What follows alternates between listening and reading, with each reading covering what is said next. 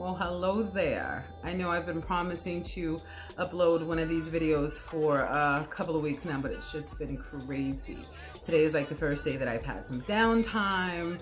I have my wine and I have you guys, so we can talk about some things. In an effort to bring more content to our Cocktails After Dark YouTube channel, in addition to our regular Cocktails After Dark show, along with our summer parties, which you guys love, by the way. We have such a fun time. Mimi and I are going to be bringing you these video blogs. It's a chance for you to get a little bit more personal with Mimi and I. She has something called Minutes with Mimi, and she talks about all types of stuff from gaming to anime to TV shows. And I think she should have a video up this weekend. If you go to the YouTube channel, she has some other videos that she's been doing. I'm just late and just getting around to starting to do mine. So I'm going to be doing something called Ask Ivy. Now, you guys are always inboxing me. I don't know, I guess you just know that I'm going to be a non-judgmental ear, and I'm going to give you my honest opinion. So you guys are always inboxing me and sometimes asking me to get the opinions of the viewers at home and my following with some of the issues that you have. So I'm going to be bringing you some of those questions.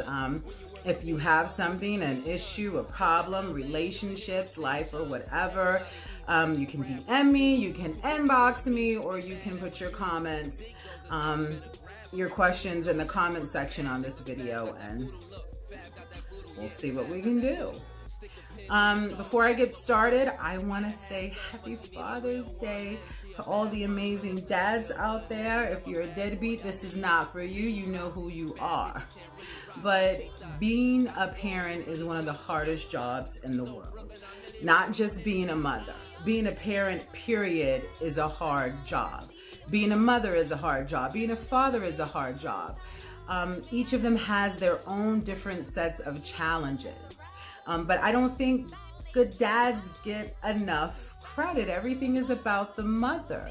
But your job is super important too. So if you don't know anything else, just know that you're appreciated, know that you're loved, and know that you're needed. I know women talk a lot of shit, but we need the fuck out of y'all. Your families, your kids need the hell out of y'all. Your presence in their lives makes such a huge difference. So happy Father's Day, gentlemen and ladies. This is the day that you shut the fuck up and do as you're told.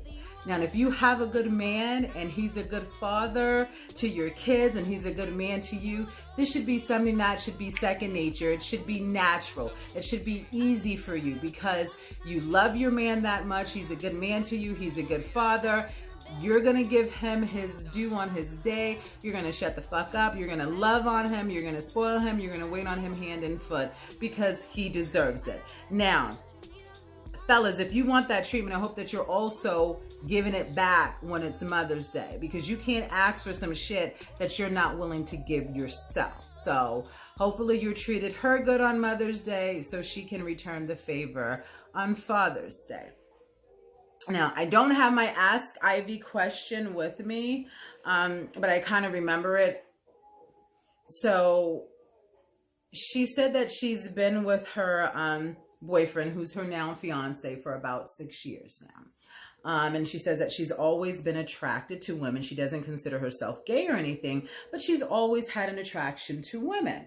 And she wants to talk to her fiance about all three of them being with another woman and having threesomes and all of that type of fun. But she said that she didn't know how to talk to him, and she was scared to talk to him because she's afraid that he's going to look at her differently and probably go as far as not wanting to marry her.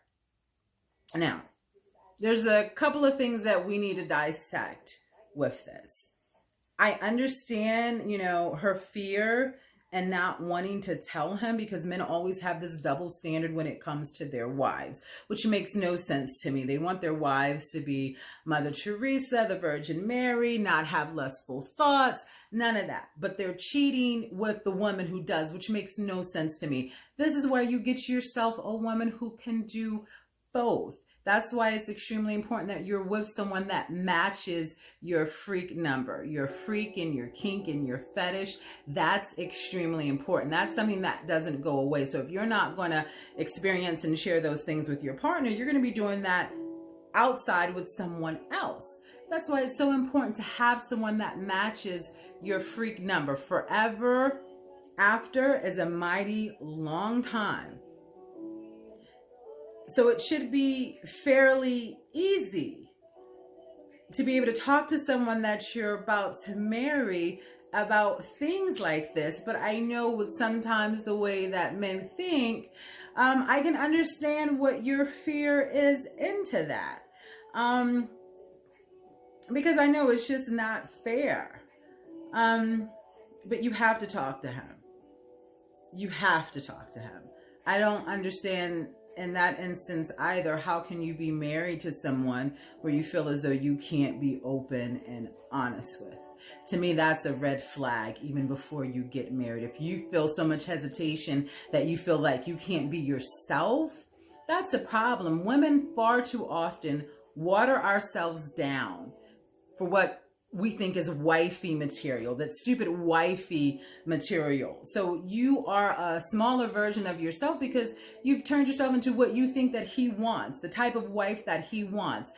And you're the one that's suffering off of that because he's probably cheating with somebody that's going to be that nasty girl. I mean, I just don't get it. You guys just work backwards. I say tell him and tell him how you feel. And if he does look at you differently and is turned off by them, that's not the man that you want to be with either. Why are you going to hide something that you enjoy and you want to experience because he doesn't approve of it? The right guy for you is going to love all of you and is going to accept all of you, your kink, all of that. So I think the conversation needs to be had. Truthfully, I don't know what man doesn't like that. I don't know what man doesn't want that. And so someone said maybe like watch some girl on girl porn and see what his reaction is. When I saw this question, it definitely hit home to me because I saw a lot of similarities in my own experience being with, you know, my husband for 19 years, and all of a sudden I'm telling him, hey honey, you know, I think I want to have some threesomes, you know? So it was a hard conversation for me to have too. It wasn't that I didn't feel like I could talk to him, but again, you know, you're with someone who's one way for so many years and all of a sudden, you know, you're like, hey. So I kind of just tiptoed around it. I would bring up different scenarios and like, you know, talk about the topic with not saying, you know, something that I wanted to do to kind of just try to fill him out. And then when I told him this is what I wanted, you know, he looked at me like I was crazy. He didn't believe me. He thought it was a setup. He's like, what the fuck happened to my wife? What did you do with her? But he was open to it. He was open to it. And like I said, you're coming to him and you're involving him in it. You're not just sneaking off, being with women and being dishonest. You want to involve him in the process. So he should absolutely respect that. So I definitely feel like you need to have this conversation with him. Have it with him before you guys get married. Talk to him. Let me know what he says. And if you guys do decide to take it to the next level, there's definitely rules with this. I know a lot of people say there shouldn't be rules, but there are rules, especially with couples and especially with people who are just getting into it for the first time. There's some rules. So after you talk to him and you're ready to go to the next level and you need some help, just ask Ivy. Cheers.